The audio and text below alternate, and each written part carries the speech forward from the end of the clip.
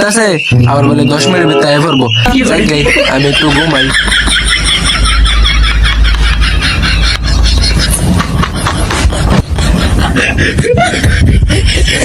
अरे मामा हाँ हम मरते हैं किसी और पे और वो मरते हैं किसी और पे। যাক, তোর আর হিন্দি কোন লাগতো না, যা কবার ছিলি তাই কো। আরে মামা কি কমে আমি একটা শায়রি করতে গেছিলাম। জানি কি শায়রি কবি। কি রে তুই কি আমার অপমান করতেছিস নাকি? আচ্ছা ক আমি কি করতে গেছিলাম? তোর মুখে গালি ছাড়া আর কিছু না। কি রে মামা তুই কি আমার অপমান করতেছিস নাকি? তুই 1 বছর না খেয়ে থাকতে পারবি, তুই 1 বছর একটা মায়ের সাথে কথা না খেয়ে থাকতে পারবি, কিন্তু তুই 1 সেকেন্ডও আমরা গালি না দিয়ে থাকতে পারবি। তুই আমার অপমান করতেছিস না? আজকে তোর লগে একটা চ্যালেঞ্জ ধরাম, আজকে সারাদিনে আমি একটা গালিও দেবো না। হাসাইলি, হ্যাঁ তুই আমার হাসাইলি।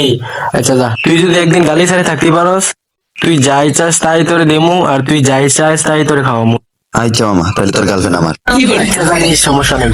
আর তুই যদি না পারস, তাহলে তুই যেই শাস্তি দিবি তা আমি মাথা বাইতে নিবো। তাহলে তুই 7 খুলে পুরো রাস্তা হার তুইব। আচ্ছা ঠিক আছে যা।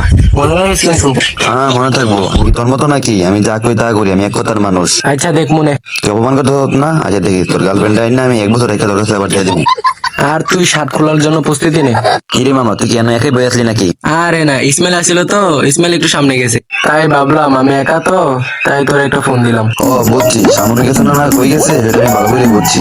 ওইটা খাবার ঠিক আছে। কি রে?